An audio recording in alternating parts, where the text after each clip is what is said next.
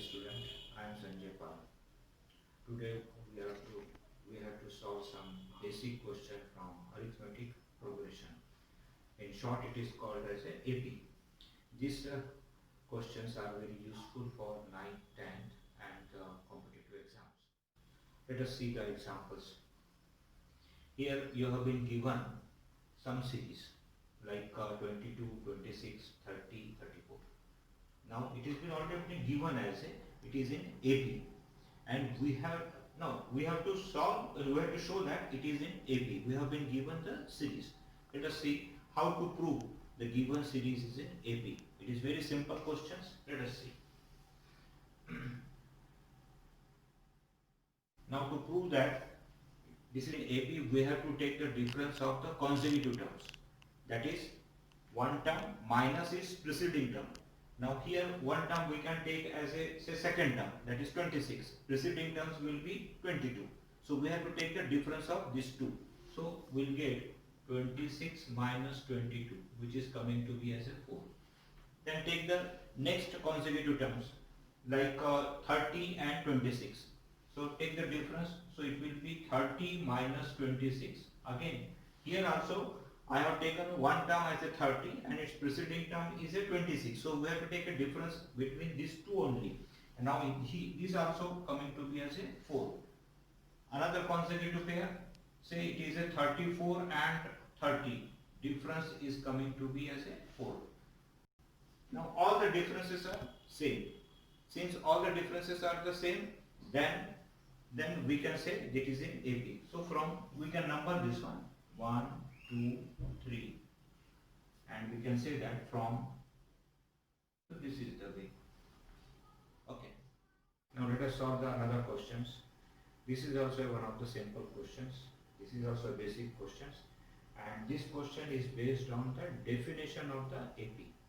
Now in this case, we have been given the first term of the AP. The first term usually it is denoted by the A. So A is being given to you as a 3, and the common difference, which is denoted by the D, this is been given as a 4. So if you have been given these two things, then you can find out the number of terms. Here he has asked, write the first 5 terms of the AP when these two things are been given to you. Now definition of the AP is that if you have to find out the one terms, you have to add the fixed number, that is a common difference, to that terms to obtain the next terms. So here we have been given the first term, and fixed term that is been called as a common difference, that has been given. So to obtain the second terms, we have to add this common difference to the first term. So we will get the second term, and so on. In the second term, that means in the second terms, we will add again the common difference to obtain the third term, and so on. Let us see how to solve this. Here D is being given as a 4. A is equal to 3. A means first term. We have to obtain second term. So formula for second term, that is T2.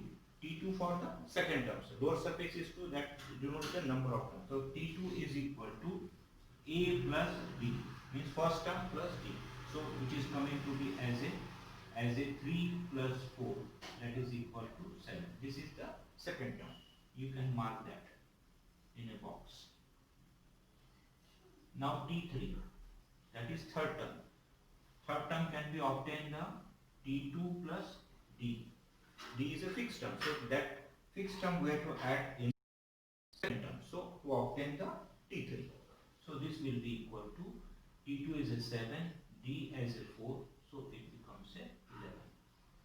Again this we can mark as a in a box. T3. So two terms we have found. We have to find out, remember we have to find out 5 terms. So next T4 is equal to T3 plus D. So that is equal to T3 is 11, D is a 4, so it will become to be as a 15. So T4 becomes a 15. Next here we will solve that. T5 is equal to, that is T4 plus D equal to, T4 we have found as a 15. So 15 plus D as a 4, so it becomes a 15 plus 4, that is a 19.